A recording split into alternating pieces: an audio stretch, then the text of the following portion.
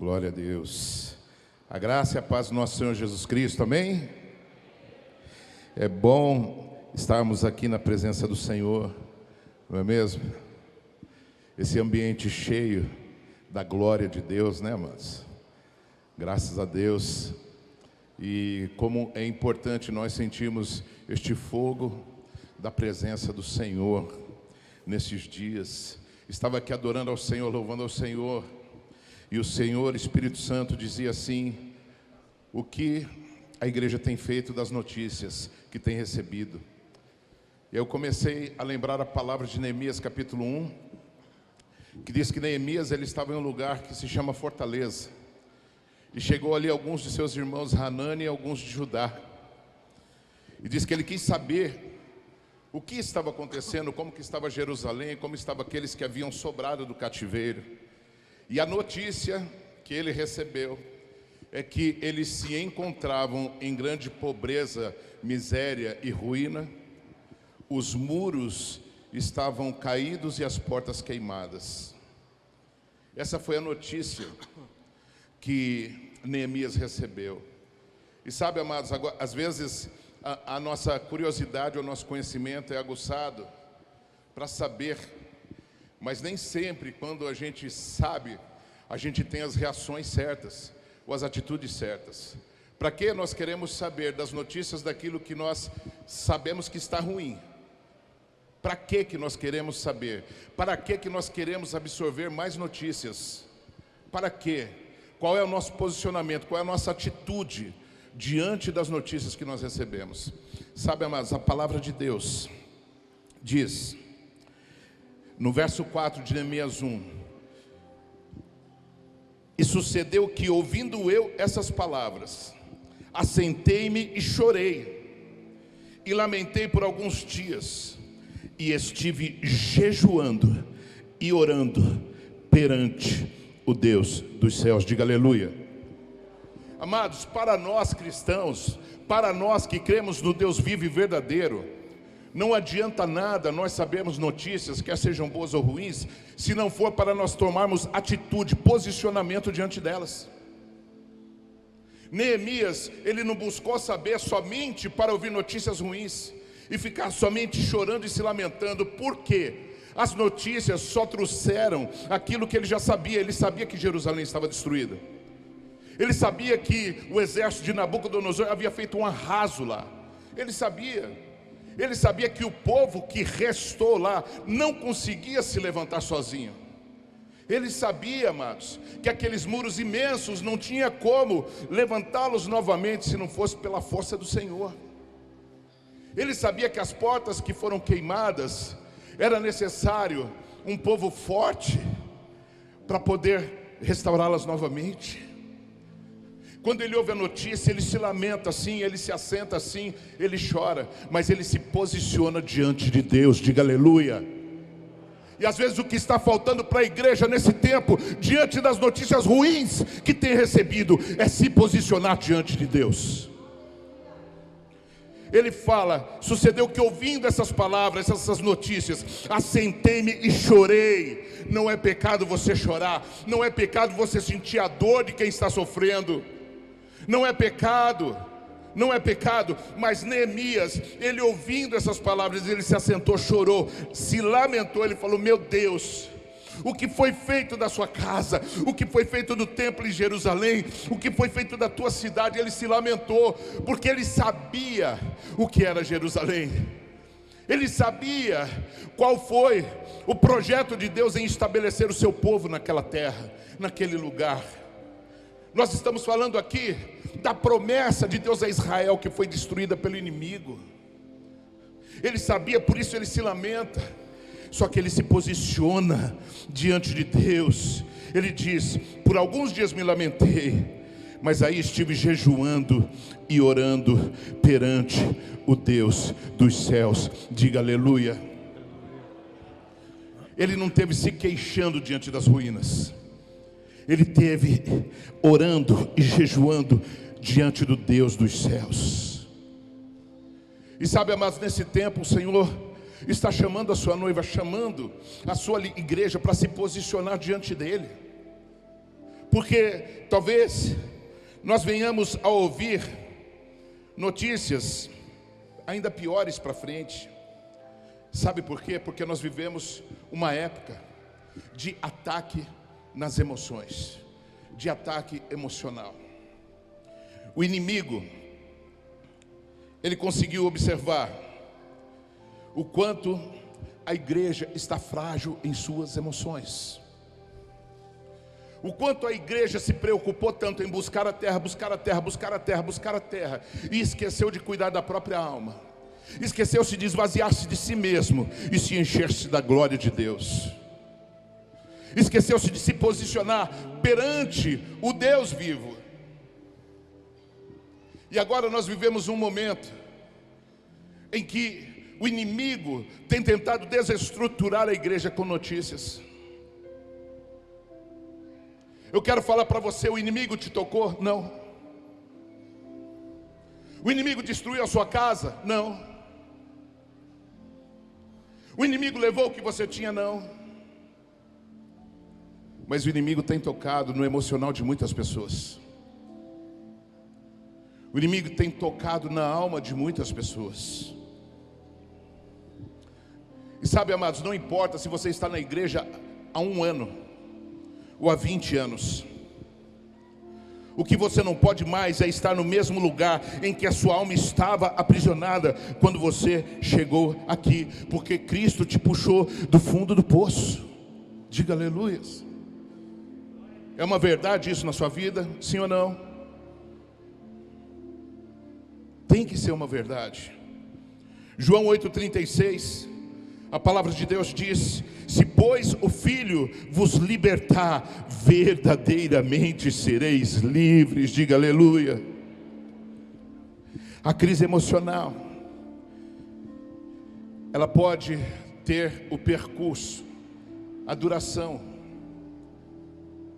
de 1 hora, de 1 minuto, de 1 dia, de 1 ano, ou ela pode durar toda uma vida. E geralmente aquilo que a gente mais valoriza em nossa vida tem uma durabilidade maior. E a pergunta do Espírito Santo é: o que é que você tem valorizado na sua vida? O que é que você tem valorizado mais na sua vida? A cruz ou a crise? A cruz de Cristo ou a sua crise emocional? Nós vamos estar meditando na 4ª ministração de Jonas, a respeito da vida de Jonas, 8ª ministração a respeito das crises emocionais. E amados, eu creio que a palavra de Deus, ela é viva e eficaz, ela é poderosa, e ela pode gerar uma tremenda transformação em nossas vidas, se nós nos rendemos a ela. Por isso é importante não somente o seu corpo estar aqui, juntamente conosco, reunidos na presença de Deus, mas o teu coração, a tua mente também estar, porque o Senhor quer, através da palavra, desconstruir conceitos, opiniões, coisas na tua vida que não te fazem bem, portas de legalidade na tua alma por onde o inimigo entrou e te desestruturou.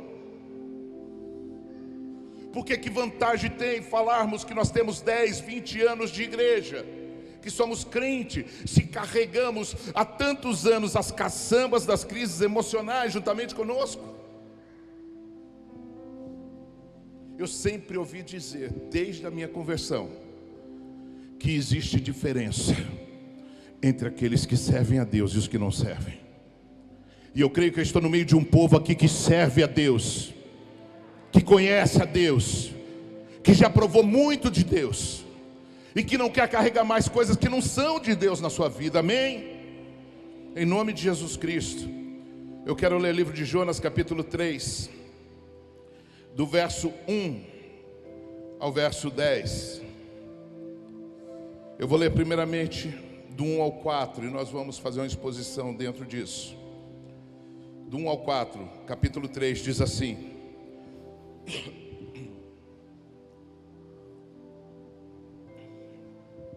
veio a palavra do Senhor segunda vez a Jonas, dizendo: dispõe-te, vai à grande cidade de Nínive e proclama contra ela a mensagem que eu te digo.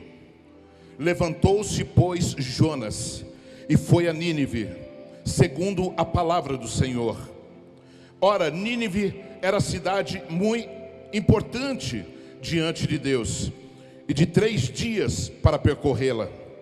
Começou Jonas a percorrer a cidade, caminho de 1 dia, e pregava, e dizia: ainda 40 dias, e Nínive será destruída, ou, em outras versões, subvertida. E em nome de Jesus Cristo, eu quero que você feche os seus olhos nesse momento. Eu quero que você coloque a mão no teu coração assim, como quem está arrancando o seu coração e entregando ao Senhor. Porque eu creio, amados, que o Senhor pode derramar a mesma unção que Ele derramou sobre Davi neste lugar que estamos. Diz que Davi estava dentro de uma caverna, aonde entrou camponeses, pessoas derrotadas, pessoas endividadas e pessoas deprimidas. E quando eles saíram dali daquela caverna, eram os valentes de Davi. Eu creio, não importa a condição como você entrou hoje aqui, mas o importante é como você vai sair. Há uma unção nova sendo derramada sobre a tua cabeça. Há uma liberação dos céus sobre a tua casa, sobre a tua família, sobre o teu chamado, sobre a tua vida ministerial. Aleluias. Senhor, graças te damos, ó Pai, pela tua doce presença, Deus, pelos teus cuidados. Obrigado, ó Deus, porque eu sinto o fogo do teu Espírito aqui neste lugar, Senhor. Obrigado, ó Deus, porque eu sinto a presença dos teus leões aqui neste lugar, ó Pai. Obrigado, ó Deus, porque eu não sou uma pessoa racional. Eu não me movo pela minha razão, mas eu creio, ó Pai, no sobrenatural. Eu creio, ó Pai, nos teus sinais. Eu creio que o Senhor é Espírito, e importa que aqueles que o adorem em Espírito e em verdade. E eu sei, ó Pai amado, e eu sei, meu Deus, que há bênçãos espirituais sendo liberadas sobre este povo, sobre este lugar. Eu creio, Senhor, e em nome de Jesus Cristo, que todo impedimento seja quebrado agora, que toda ação do mal caia por terra. Eu peço a Ti agora, Senhor Deus, carros e cavalos de fogo, porque nós entramos nas fortalezas espirituais. Carros e cavalos de fogo para destronar toda atuação maligna. Carros e cavalos de fogo, ó Deus, para que o exército inimigo se bata em retirada. Em nome de Jesus Cristo, Senhor, em nome de Jesus Cristo, desde já, ó Pai, colocamos o nosso coração na Tua presença e pedimos a Deus: faça a Tua vontade, Pai. Damos total liberdade a Ti neste lugar e sobre as nossas vidas, meu Deus. Que o céu possa tocar a terra neste lugar, e toda a igreja que crê diga amém. Glória a Deus. Pode abrir os seus olhos agora. Aleluias. Eu acho que talvez eu nunca fiz uma série, uma ministração, o Espírito Santo talvez nunca tenha me inspirado tanto sobre a mesma pessoa, sobre Jonas. E eu sei que o Senhor está fazendo e vai fazer ainda grandes coisas em nossas vidas, mas nós precisamos entender o teor dessa mensagem, deste livro. Entender que Jonas era um vocacionado do Senhor, ele era profeta. Jonas era um escolhido de Deus. Jonas era um ungido de Deus. E no entanto, na sua história, no seu histórico, nós nos deparamos com uma situação negativa diante do Senhor. Porque a chave de todo o problema nesse livro é justamente o homem de Deus, o servo de Deus, o vocacionado do Senhor, o separado, o escolhido, não está disposto a fazer à vontade aquilo que Deus o separou e o chamou para que seja feito. E a palavra de Deus no verso 1 diz que pela segunda vez Deus, Ele está falando a mesma coisa para Jonas. Pela segunda vez o Senhor está chamando Jonas para dar as mesmas ordens, os mesmos comandos. Pela segunda vez o Senhor está tendo um momento com Jonas em que ele precisa compreender a sua vontade. E amados, quantas vezes Deus, Ele vai precisar repetir a mesma coisa para um desobediente? Quanto tempo faz que nós estamos na igreja? Ou melhor, quanto tempo faz que nós somos igreja? Quanto tempo faz que nós ouvimos a palavra de Deus? Quanto tempo faz que nós somos ministrados por Ele? Quanto tempo faz que Ele nos deu direções? Que Ele nos mandou ter posicionamentos? E no entanto você ainda não deu ouvidos a isso. Israel, amados, nós vemos a história de Israel. Israel ficou por 40 anos no deserto por causa da sua desobediência. Os desobedientes que saíram do Egito, eles morreram no deserto porque fizeram do lugar da adoração um lugar da murmuração. Eles nunca quiseram sair da crise que se encontravam. Nós comentamos aqui que quando o Senhor dá ordem para Moisés chegar até Faraó, a mensagem era que Faraó liberasse o povo para que fossem ao deserto adorar a Deus. Deus havia preparado um deserto de adoração. Mas nós vemos que após as 10 pragas, quando o povo se depara com o Mar Vermelho, com aquele deserto, eles fazem daquele deserto o deserto da murmuração.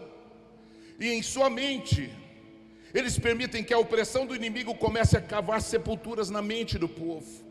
E eles começam a falar para Moisés: Moisés, você nos trouxe aqui nesse deserto para nós morrermos, para sermos sepultados aqui.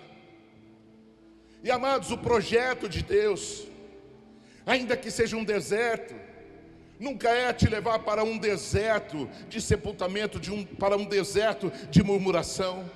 O deserto que o Senhor havia preparado para o seu povo era um deserto de adoração. Porque quando nós adoramos, não importa, amados, se é no monte, no vale ou no deserto. Quando nós adoramos, os céus se abrem e Deus derrama tudo aquilo que nós precisamos. Porque Ele é o dono dos celeiros, Ele é o dono de todo suprimento. Mas aquele povo ficou por 40 anos no deserto e eles nunca quiseram sair das crises emocionais e espirituais das quais eles se encontravam. São pessoas que se deixam ser enganadas pelas próprias vaidades. Efésios 5:6 diz: ninguém os engane com palavras tolas, pois é por causa dessas coisas que a ira de Deus vem sobre os que vivem na desobediência. Então, um dos motivos da obstinação, da dureza do coração e da desobediência é se alimentar de maus conselhos, é se alimentar de palavras tolas. São pessoas que, ao invés de ouvir os comandos de Deus, a palavra de Deus, se presta a emprestar o ouvido à voz de Satanás. Se presta a emprestar os seus ouvidos a pessoas que não são tementes a Deus, que não têm fundamento na palavra. Pessoas que às vezes estão totalmente desesperançosas ou racionais, ao ponto até de crer que Deus não existe. Porque há muitas pessoas hoje que dizem assim: se Deus existisse, não aconteceria tudo isso que está acontecendo.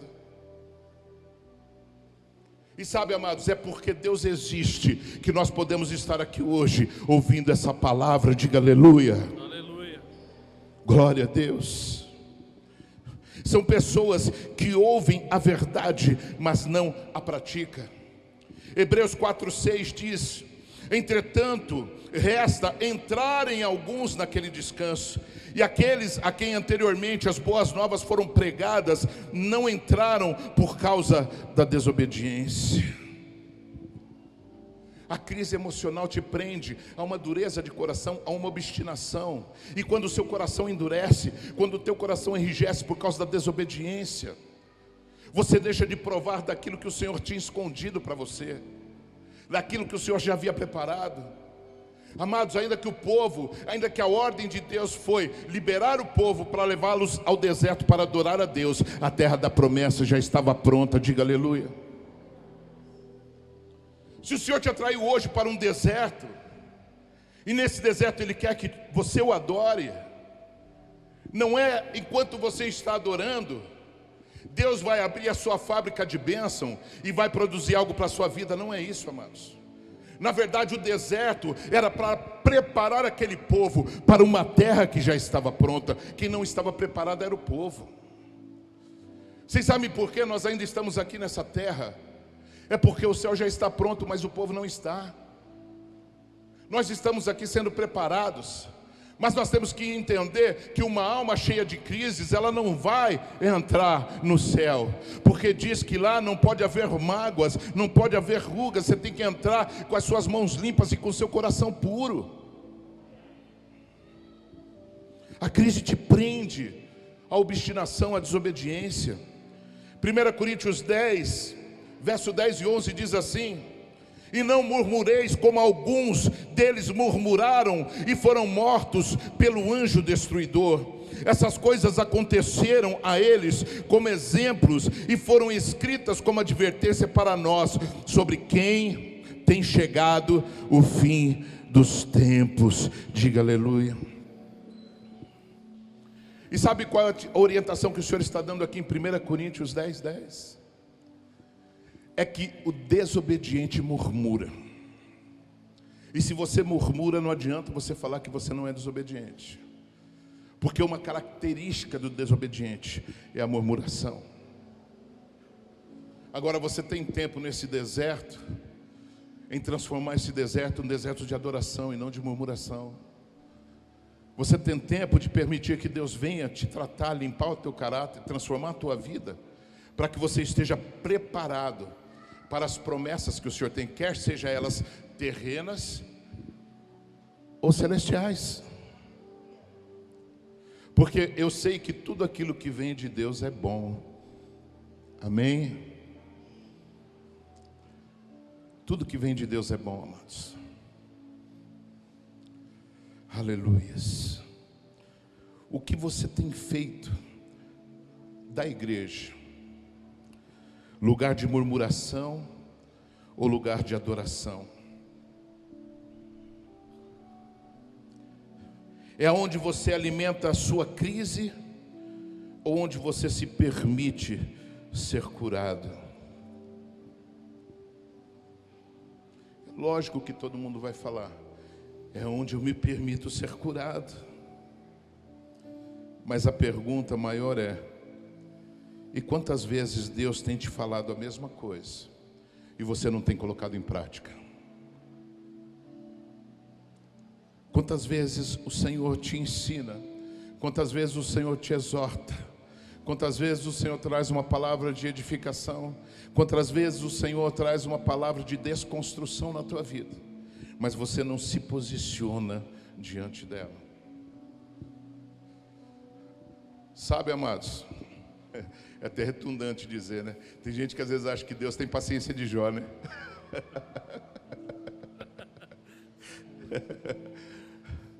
Não, tem pessoas que às vezes acham assim: não, Deus, né? Deus vai levando. Paciência eterna. Deus vai me aguentando aí. E não é assim, amados. Não é assim. Aí eu começo a ler o livro de Jonas, eu começo a meditar, e aí eu não sei se no fundo o propósito de Deus era salvar o povo de Nínive ou se era salvar Jonas. Porque eu não sei quem está mais perdido: quem não conhece a Deus ou quem conhece a Deus e não pratica a sua vontade. Meu Deus. Eita. E o Senhor, pela segunda vez, Ele fala a mesma coisa.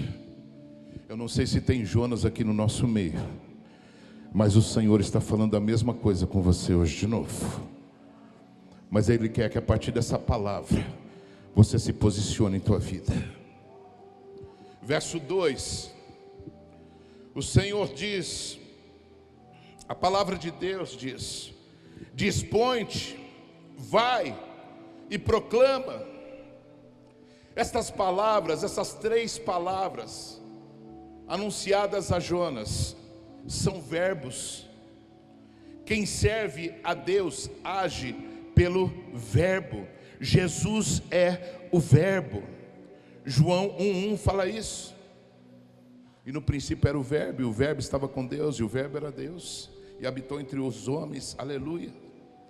E se Ele está em você, e você está nele, não há dificuldade em executar a sua missão. Dispõe-te, Ele está falando, dispõe-te a vencer a sua crise. Vai aonde a crise não te alcança. No propósito, você tem que caminhar dentro do propósito. E proclama o que? Proclama o que a crise tentou impedir, a sua missão. Diga aleluias. Esse é o comando do Espírito a Jonas. Dispõe-te, vai e proclama.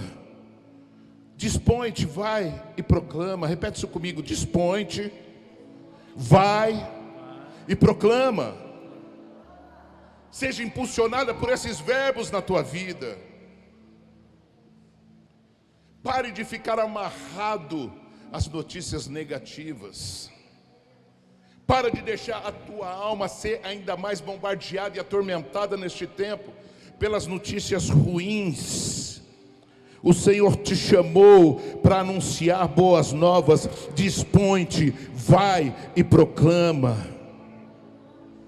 Verso 3 diz que Jonas ainda estava se recuperando da queda. E levantou-se, pois, Jonas. Você não se levanta quando você se arrepende.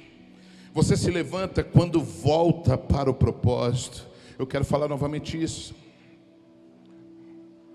Eu já vi muitas pessoas que aparentemente se arrependeram, mas nunca mais voltaram para o propósito que Deus tinha em suas vidas. O arrependimento é uma obra do Espírito Santo sobre o homem, mas ela só é completa quando o homem compreende e volta para o propósito que Deus tem em sua vida.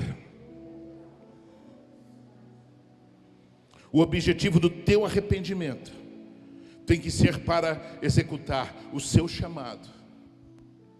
Há pessoas que dizem que se arrependem, mas a própria vontade.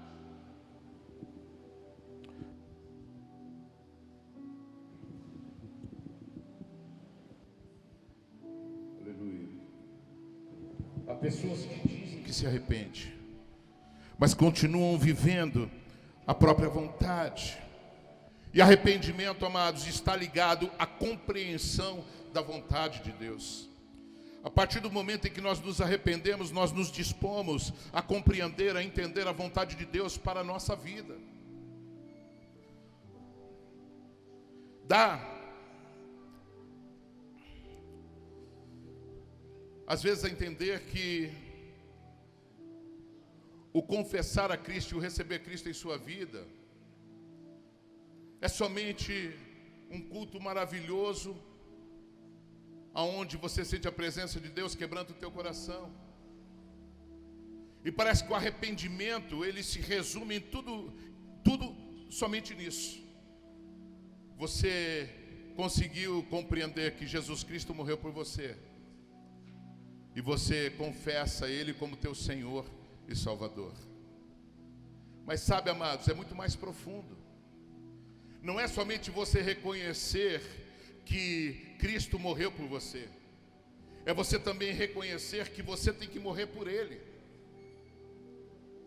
A diferença é que Ele teve a carne dele pregada em uma cruz de madeira, onde qualquer que fosse pregado ali seria considerado maldito. E por isso Ele levou todas as nossas maldições sobre Ele. Ele morreu por nós. Mas o nosso morrer por Ele é estarmos dispostos a matar a nossa carne, a pregar a nossa carne todos os dias, abandonando o pecado, dizendo não ao pecado, não aceitando os pratos que o diabo oferece, renunciando os bombardeios em nossa alma, em nossa mente que nós recebemos todos os dias para fazer a vontade de Deus. E o verso 4 diz que Jonas começou a percorrer a cidade por um dia. Ele se levanta e vai.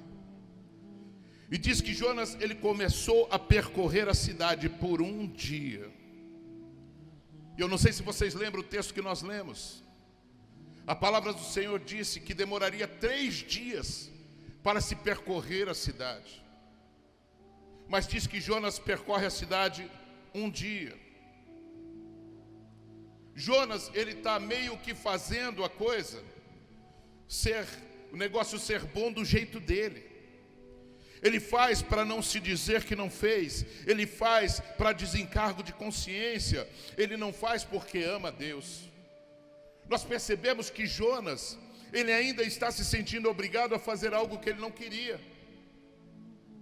Ele está fazendo porque Deus mandou ele fazer. Porque ele teve uma experiência de morte lá atrás. E Deus o livrou pelo propósito que ele fez com Deus. Mas, amados, muito mais do que ele ir e fazer, Deus queria que o coração dele tivesse naquela missão.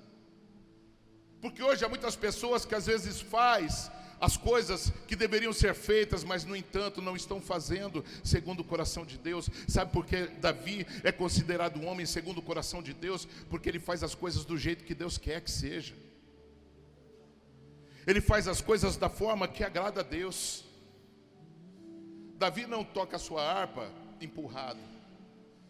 Para Davi não é um peso, além da sua funda, ele tem que carregar também a sua harpa, o seu instrumento. E às vezes as pessoas, elas trabalham secularmente porque precisa sustentar sua casa. E eu creio que na vida de muitos ou de todos aqui, o teu sustento é uma porta que Deus abriu na tua vida. Só que às vezes as pessoas, elas colocam como prioridade o seu trabalho, o seu sustento. E carregar sua harpa é um peso. E muitas vezes ela tem todo o desgaste diário, conquistando o pão para sua mesa. Mas no momento da adoração, onde ela vai agradecer a Deus, ela se sente cansada. Se torna um fardo vir à igreja, se torna um fardo dobrar o joelho, se torna um fardo ter que ficar gastando tempo adorando ao Senhor, louvando ao Senhor pelo ar, pelo oxigênio, pela vida, pelo sangue, pela saúde, que são coisas que a gente quase não se lembra de agradecer. O Senhor livrou Jonas das profundezas do abismo. Ele já estava se afogando. O Senhor envia um grande peixe, engole ele. O Senhor faz um milagre e atrás de milagre na vida de Jonas. E ele vai fazer aquilo que ele tinha que fazer. Mas o coração dele, nós percebemos que ainda não está naquilo. Efésios 5,17 diz: portanto, não sejam insensatos, mas procurem compreender qual é a vontade do Senhor. Amados, aquilo que nós fazemos para Deus, nós não fazemos por fazer.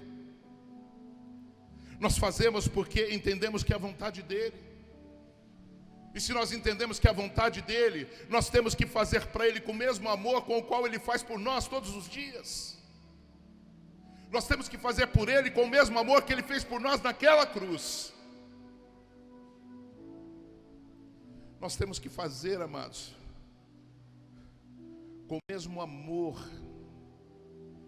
que Ele cuida dos detalhes da tua casa, da tua família, dos teus filhos, dos teus netos.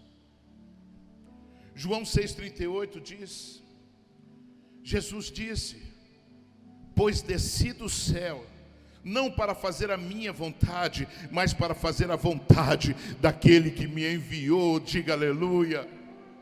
O próprio Cristo, o próprio Jesus, ele diz: eu não desci do céu para fazer a minha vontade, mas para fazer a vontade do Pai. Mas sabe o que acontece?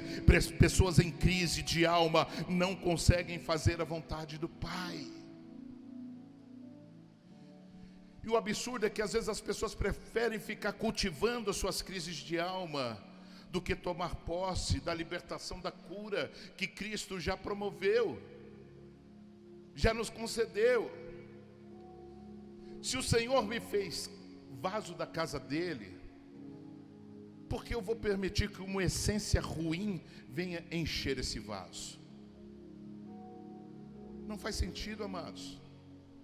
Se há do óleo do Espírito Santo aqui, se há mirra do céu, se há bálsamo de Gileade do céu aqui, porque eu vou me permitir ainda ficar carregando imundícias, mágoas, amarguras na minha alma, água suja dentro de mim?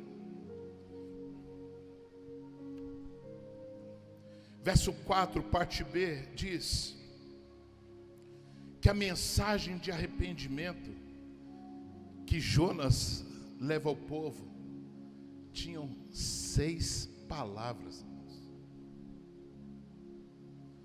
Jonas está passando por toda essa tribulação. Jonas está passando por tudo que passou, a tempestade, ser lançado no mar, descer para as profundezas do abismo, ser engolido por um grande peixe, passar 3 dias no ventre do grande peixe, ser vomitado na praia. Jonas está passando por tudo isso por causa de 6 palavras. Não, amados, Jonas não está passando tudo isso por causa de 6 palavras. Jonas está passando por tudo isso por causa da dureza de coração dele. As 6 palavras é algo tão ridículo, para que ele pudesse enxergar que tudo o que ele tinha que fazer era anunciar aquelas 6 palavras, que são: ainda 40 dias Nínive será destruída. Essas 6 palavras. Essa é a pregação de Jonas para Nínive. Essa é a mensagem de Jonas para Nínive. Essa é a causa da luta de Jonas passar por tudo aquilo que ele passou, porque ele não quis, de primeira instância, fazer o que Deus mandou que ele fizesse. E aí, pela segunda vez, o Senhor está enviando ele, mas ele ainda está fazendo do jeito dele e não do jeito de Deus. E o Espírito Santo fala para você essa noite: se você sabe o que você tem que fazer e não faz, se curve diante do Senhor. Deus quer que você faça do jeito dele e não do seu jeito. Ainda 40 dias e Nínive será destruída. Esta foi a missão de Jonas. O homem quase morreu porque não queria falar 6 palavras que iria salvar mais de 100.000 pessoas. Aí dá para você entender o tamanho da dureza do coração de Jonas? Ele não queria falar 6 palavras que iria salvar mais de 100.000 pessoas. A dureza de coração faz a pessoa sentir misericórdia dela mesma, mas faz com que ela não perceba que a misericórdia que ela recebe tem que ser também a misericórdia que ela deve oferecer. Agora, do verso 5 ao verso 10, a palavra de Deus diz assim: os ninivitas creram em Deus e proclamaram um jejum e vestiram-se de panos de saco, desde o maior até o menor. Chegou esta notícia ao rei de Nínive, e ele levantou-se do seu trono, tirou de si as vestes reais, cobriu-se de pano de saco e assentou-se sobre a cinza. E fez-se proclamar e divulgar em Nínive, por mandado do rei e seus grandes, nem homens, nem animais, nem bois, nem ovelhas provem coisa alguma, nem os levem ao pasto, nem bebam água, mas sejam cobertos de pano de saco, tanto os homens como os animais, e clamarão fortemente a Deus, e se converterão, cada um do seu mau caminho e da violência que há nas suas mãos. Quem sabe se voltará a Deus e se arrependerá e se apartará do furor da sua ira, de sorte que não pereçamos? Viu Deus o que fizeram, como se converteram do seu mau caminho, e Deus se arrependeu do mal que tinha dito que lhes faria e não o fez. Diga aleluia. Oh, amados, essa mensagem de Jonas é tão tremenda, é tão tremendo, é tão tremendo. Versos 5 e 6, amados, diz que os ninivitas, eles receberam aquela mensagem, aquelas 6 palavras, como algo do coração de Deus, da boca de Deus. E diz que os ninivitas, eles creram, e eles não somente creram, eles jejuaram, e eles não somente jejuaram, eles se humilharam, e diz a palavra que até as crianças. E eu acho interessante, onde fala que até as crianças. Por quê? Porque o pecado que havia sobre aquela nação já havia atingido a próxima geração, já havia atingido as crianças. E sabe, faz décadas que nós temos falado a respeito dos pecados da nossa geração, da nossa nação. E às vezes nós esquecemos de perceber as nossas crianças. Às vezes nós vemos as nossas crianças fazendo coisas que são pecado e nós achamos bonitinho. E espiritualmente nós não percebemos que o pecado que está sobre a nação já atingiu também a próxima geração, já atingiu os nossos filhos, os nossos netos, já atingiu os pequenos. E a palavra diz que quando veio aquela palavra de exortação, de arrependimento sobre os ninivitas, até as crianças, elas participaram, fizeram parte de toda aquela consagração e daquele ato de arrependimento nacional. Diga aleluia. E diz a palavra que o rei, ele tirou as suas vestes reais, ele saiu do trono e se assentou nas cinzas. Sabe o que é que acontece? O que tem aqui para nós? Uma receita de avivamento. Quando você é impactado pela palavra, que é o que tem que estar acontecendo no Brasil. Quando você é impactado pela palavra, primeiro você crê. E quando você crê, vem temor. Porque a verdade liberta, diga aleluia. Segundo, você muda o cardápio, porque diz que quando o povo, os ninivitas receberam aquela palavra, aleluias, eles mudaram o cardápio. Eles abandonaram a carnalidade para buscar a santidade. Quando você é impactado pela palavra, você muda o seu cardápio, você deixa de alimentar a carne para alimentar o espírito. Isso se chama jejum. Eu não vou nem perguntar quantos crentes aqui têm jejuado, mas eu quero falar para você: se você busca avivamento pela tua casa, pela tua família, se você busca avivamento pela tua vida financeira, ei, mude o cardápio, pare de carnalidade, busque o Espírito na tua vida, busque ser cheio do Espírito Santo. Quando você é impactado pela palavra, o terceiro diz que você se humilha. Humildade não é Deus que te dá, é você que busca. Não adianta você ficar de braço cruzado esperando Deus fazer de você uma pessoa humilde, porque não é assim que funciona, amados. A humildade, ela começa a funcionar quando a gente passa a reconhecer a nossa soberba, o nosso ego, o nosso orgulho, o nosso egoísmo, e a gente se quebranta diante de Deus, buscando perdão, arrependimento, e pedindo para Deus que sejamos mais parecidos com Ele do que com a gente mesmo, que sejamos mais parecidos com Ele do que com o diabo. não é?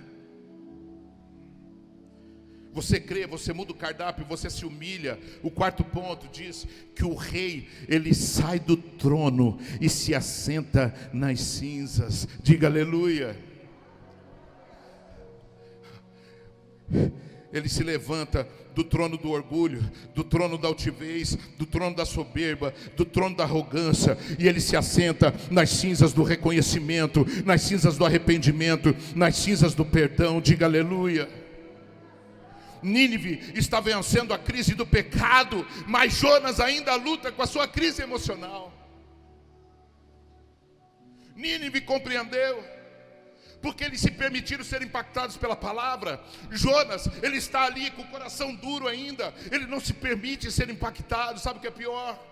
Um homem que tem intimidade com Deus, um homem que é vocacionado por Deus, mas que está resistindo à palavra, não se permite ser impactado. Agora, um povo pecador, um povo lá que está se destruindo no pecado, quando eles recebem a palavra de salvação, eles são impactados pelo poder da palavra, e eles se permitem ser transformados, eles se rendem diante do Senhor. Aleluia.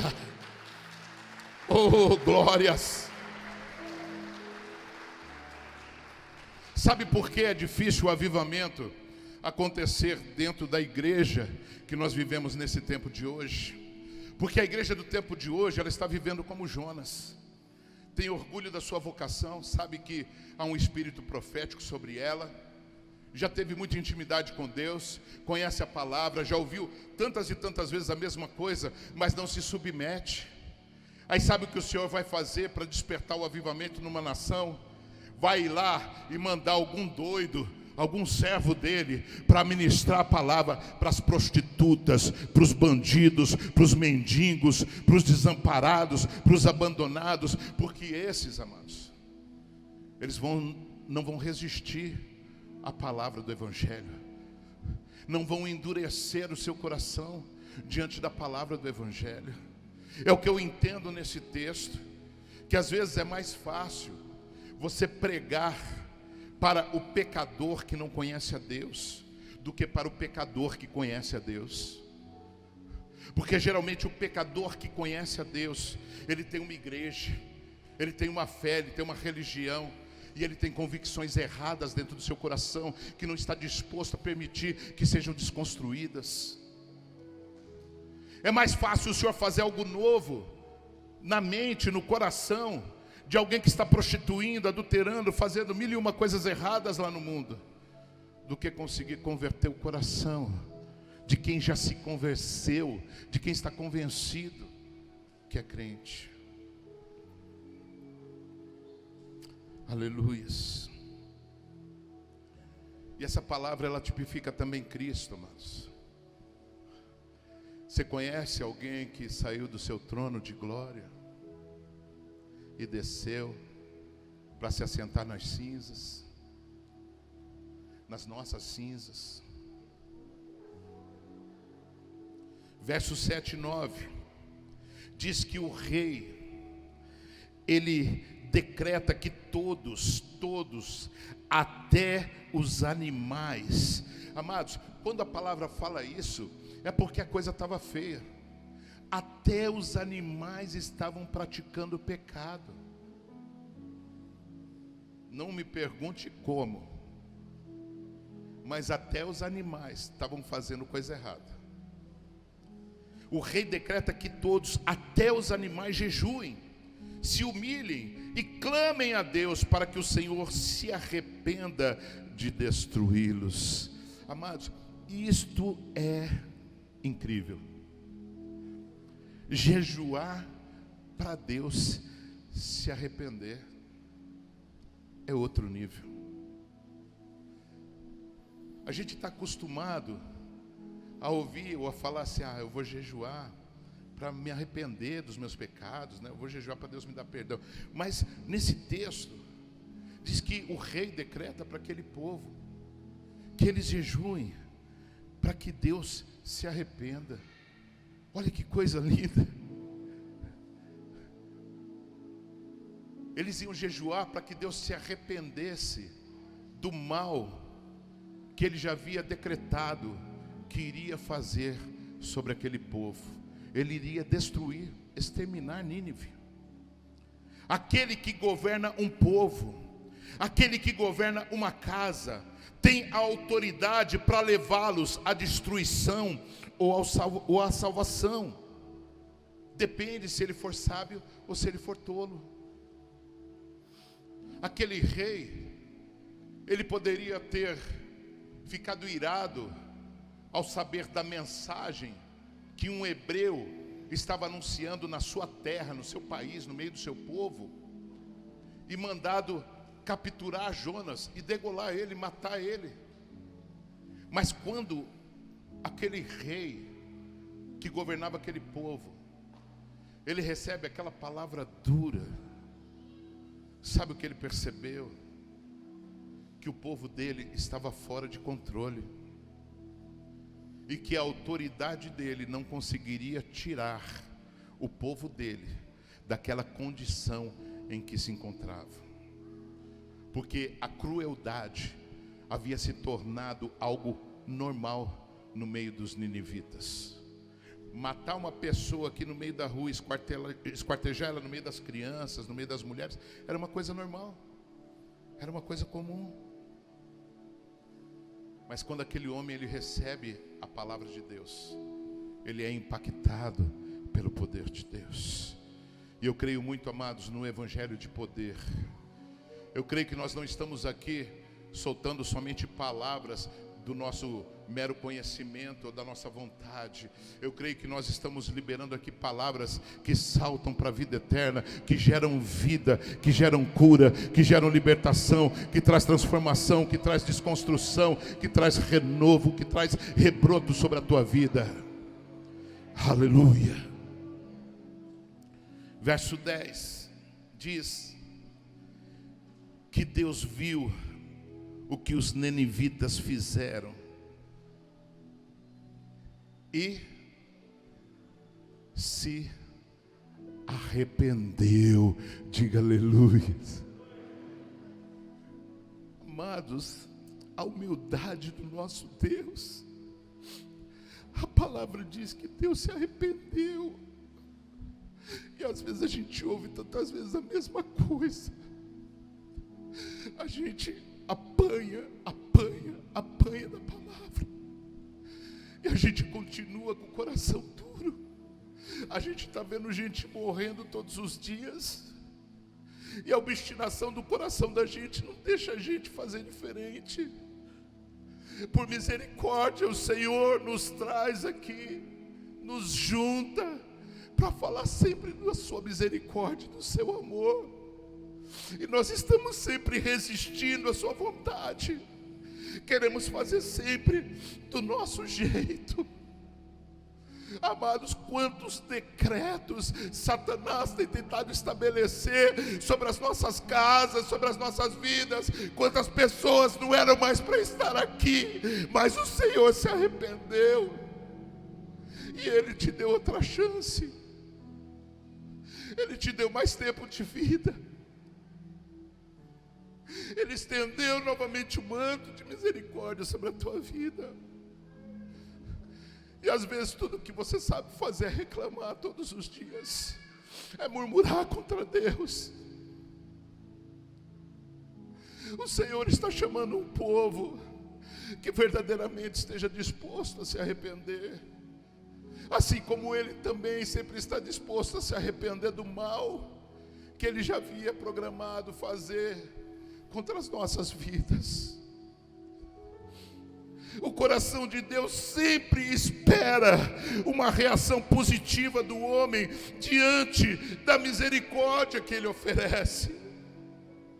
O fim já estava preparado por causa do vírus do pecado, mas Deus muda o decreto, porque a injeção de misericórdia faz efeito na alma do povo pecador. E o Senhor, Ele já estendeu o antídoto, é o sangue do Cordeiro, é o sangue da cruz, mas nós temos que tomar posse.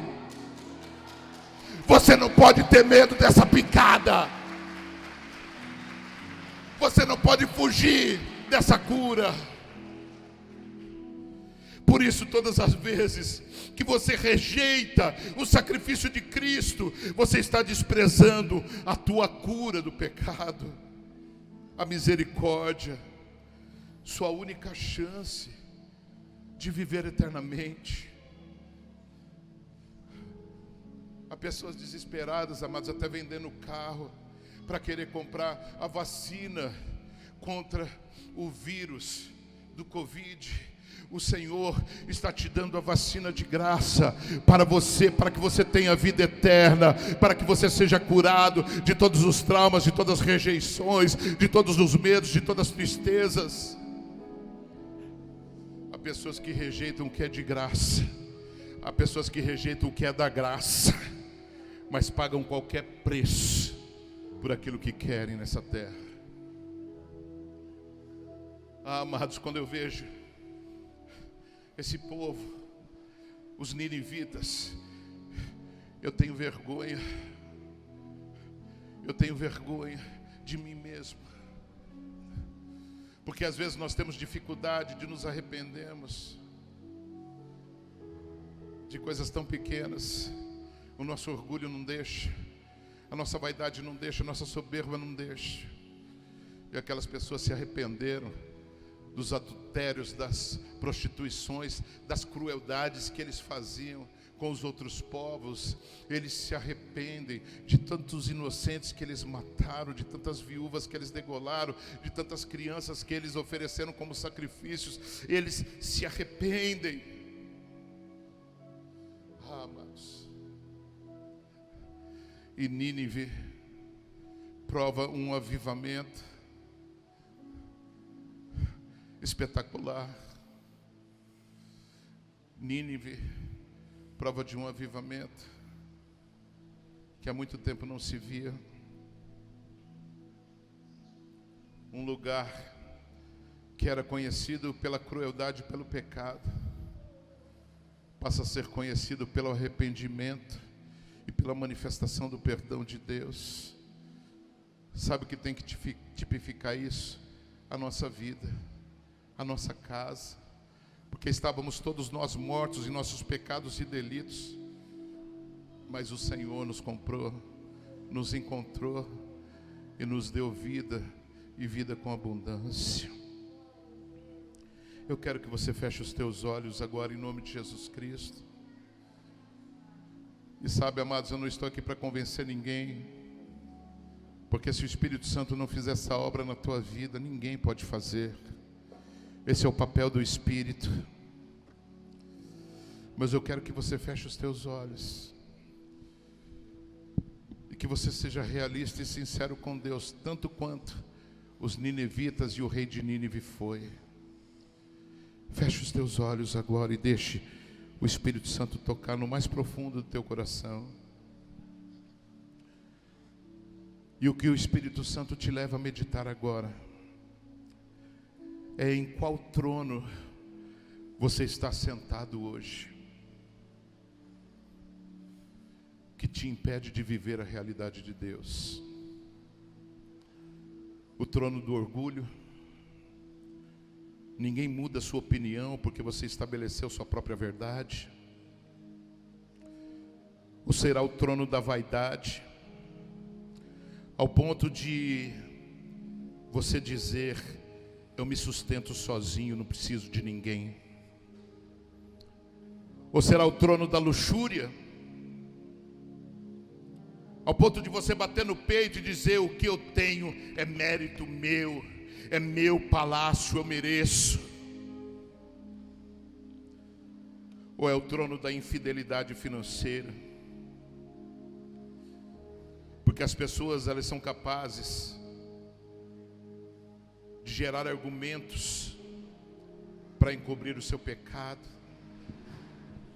E quantos hoje, para esconder a sua infidelidade, eles dizem assim: Deus não precisa de dinheiro.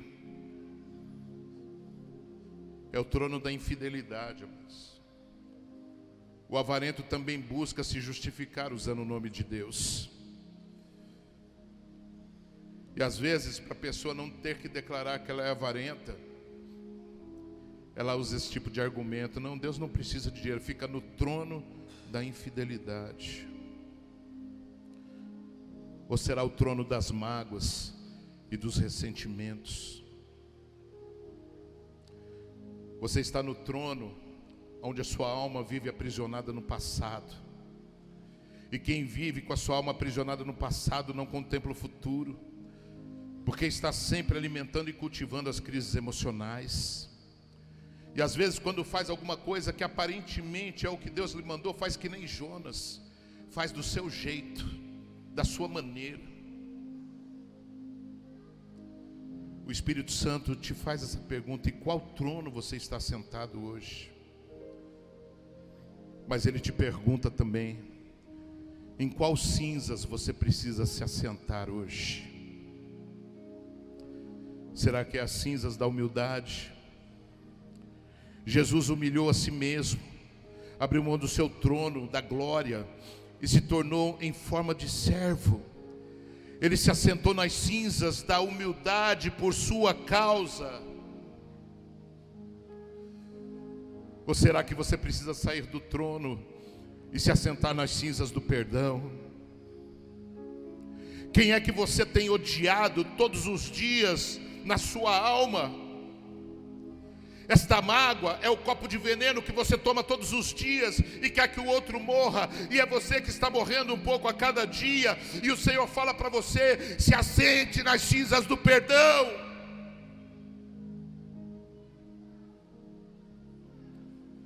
Ou será que você precisa se assentar hoje nas cinzas do amor?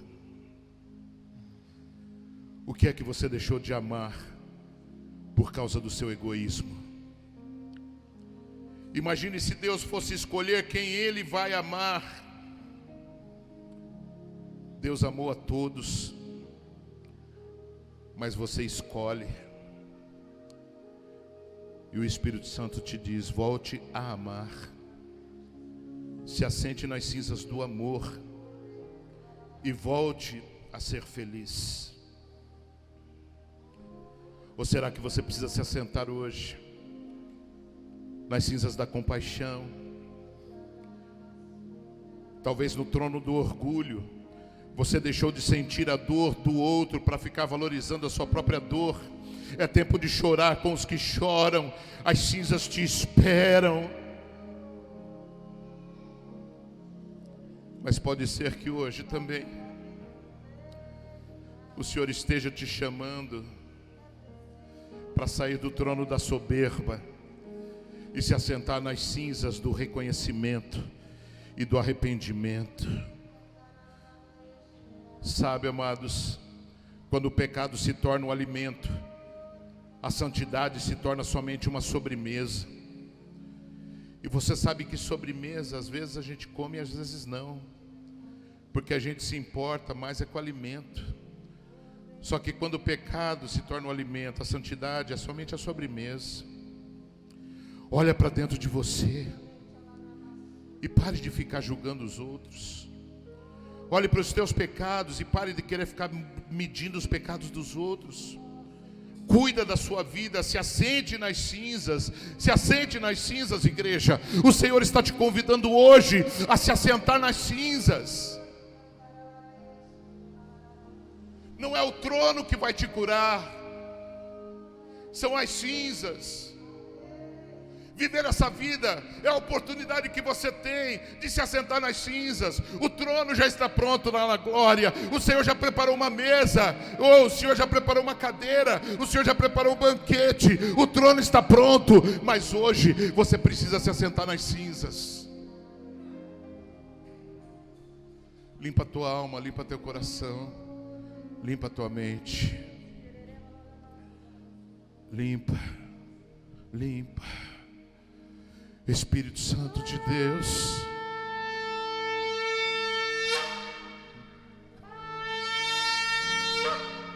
oh Senhor,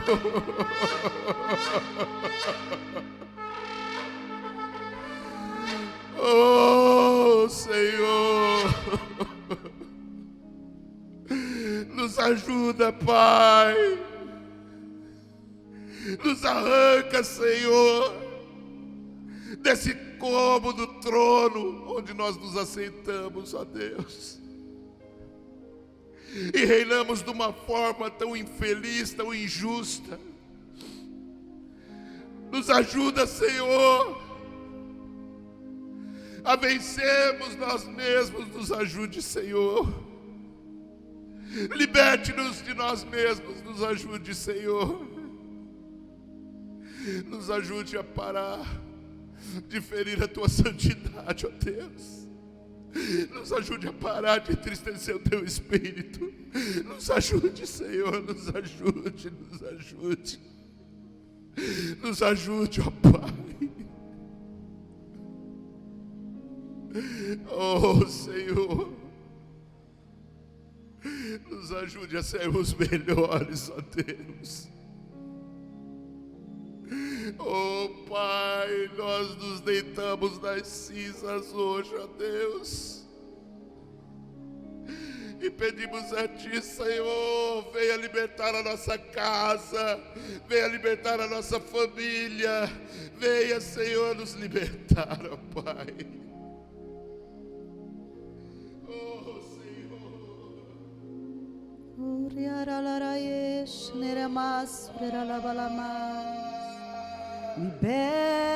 Liberta-nos de nós mesmos,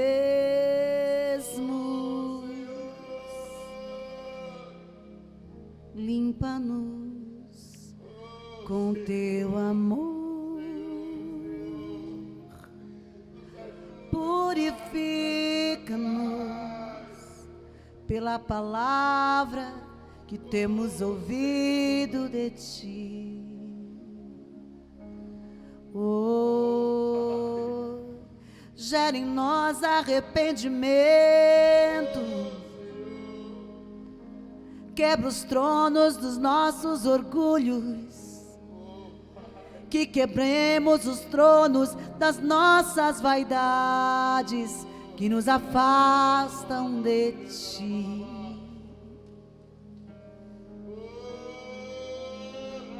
Não é o trono, são as cinzas que nos aproxima da Tua santidade. Ah, Jesus, ensina-nos, converte os nossos corações, por favor, Espírito.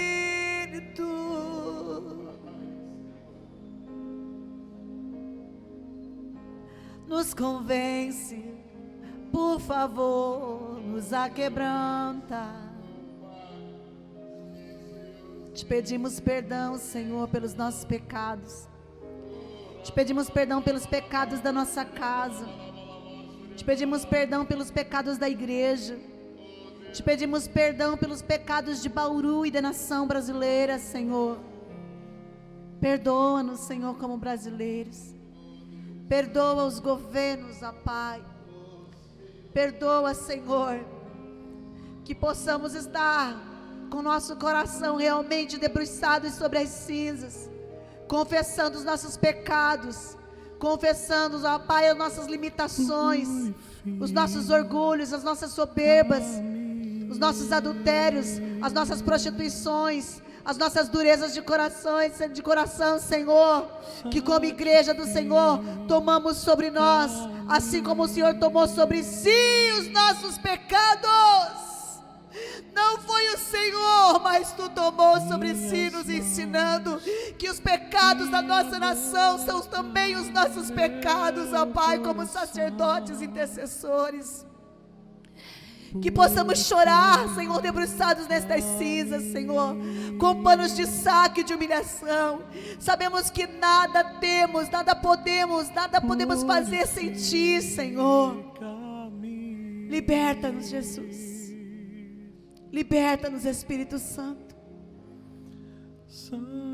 Entregue a sua oração, querido. Entregue a sua oração, você que está aqui, você que está na sua casa. Minhas mãos, Se derrame. minha boca, meu Nós te adoramos, coração. Jesus. Tenha misericórdia. Purifica-me pelo sangue do Cordeiro.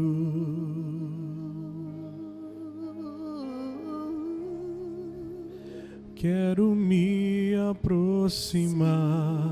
Não é por mérito, é pelo sangue. Mas a tua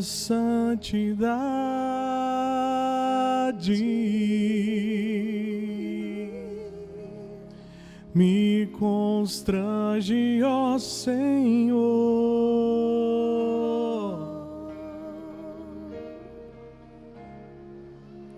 Na tua presença quero me prostrar.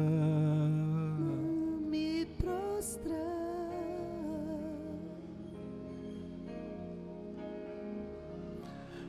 Um coração contrito vou me confessar.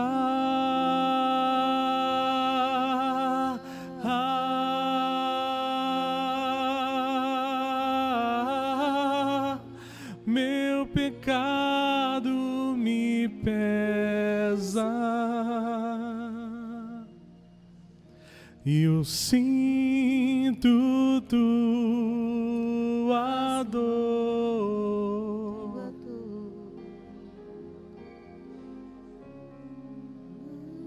Estou arrependido.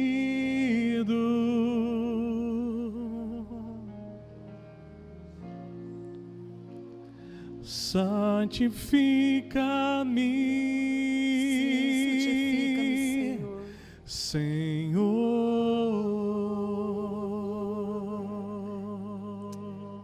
Oh, Senhor, que possamos estar arrependidos diante da tua santidade, da beleza da tua santidade. Que possamos estar dispostos a buscar não só por nós mesmos, mas pelo nosso próximo. Que possamos amar o Senhor acima de todas as coisas e o nosso próximo como a ti mesmo, como nós nos amamos, Senhor. Que possamos fazer a tua vontade. Nos ensina a sair dos tronos que nos colocamos e nos humilhar nas cinzas para onde o Senhor nos chama. Porque o que nos aperfeiçoa são as cinzas, Senhor. O que nos aperfeiçoa é rasgar as nossas vestes, Senhor. Nós te damos glórias em nome do Senhor Jesus. E toda a igreja diga amém. Glória a Deus, apóstolo. Aleluia. Que possamos nos levantar dessas cinzas, amados, muito melhores do que chegamos em nossos tronos aqui. Amém? Em nome de Jesus Cristo, se coloque em pé.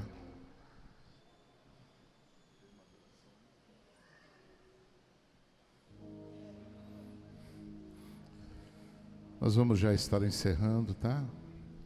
Mas vamos adorar o Senhor, fechar esse domingo com chave de ouro, como diz, né? Vamos adorar o Senhor com mais esta canção. Não tenho nada pra te oferecer, Aleluia. nada que possa surpreender, só um coração É o que Ele quer de nós. quebrantado mais uma vez. Sim, Senhor. E não há nada que me apaixone mais, nada que me atraia mais, só tua presença, só o teu olhar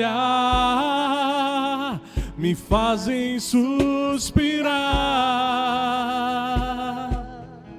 Oh, aleluia. Me inclino ante a ti, Rei que perdoa multidão de erros. Me inclino ante a ti, Rei que perdoa multidão de erros. Me inclino ante a Merecemos, mas necessitamos da tua misericórdia, Pai. Digno, eternamente digno, impressionante, digno, só ante a ti eu me inclino. Oh, oh, oh, oh. Digno, eternamente digno, impressionante, digno, só ante a ti eu me inclino. Reconhecemos que tu és Deus, Senhor. Reconhecemos que tu és Deus. Você pode aplaudir ao Senhor. Ante a ti, Rei que Aplauda o Senhor. perdoa Ele é digno. Reconhecemos o teu senhorio. multidão de Reconhecemos que o Senhor é Deus. Reconhecemos que precisamos da tua graça, da tua misericórdia, da tua compaixão, da tua cura, do teu sangue, da tua cruz, da tua ressurreição. Oh, reconhecemos, Senhor. Aleluias. Aleluias. Me inclino. Graças te damos, Senhor. Ergue a tua mão direita assim. Obrigado, Senhor, pela tua doce presença neste lugar, Deus. Que o amor do único e verdadeiro Deus, que a graça que está no nosso Senhor e Salvador Jesus Cristo, e a doce consolação do Espírito Santo seja sobre todos. E toda a igreja que crê diga amém. O culto acaba, mas a unção permanece. Uma semana abençoadíssima sobre a tua vida, sobre a tua casa, sobre a tua família, amigos do Face, do YouTube. Uma semana power também sobre a vida de vocês. Shalom, que essa palavra possa produzir frutos sobre as nossas vidas. Eternamente digno, impressionante, digno, só ante a ti eu me inclino. Oh, oh, oh. Aleluia, graças te damos, Senhor. Te amamos, Jesus, te amamos. Quinta-feira, culto. Glória a Deus, às 20 horas, presencial e online. Abaixa o aplicativo, você que não baixou o app da igreja, os membros da igreja, peça auxílio aqui para os meninos da mídia, eles vão te ensinar, amém, queridos? A paz. Terça-feira, curso de intercessão, aleluia, Hilda, glória a Deus, pastora.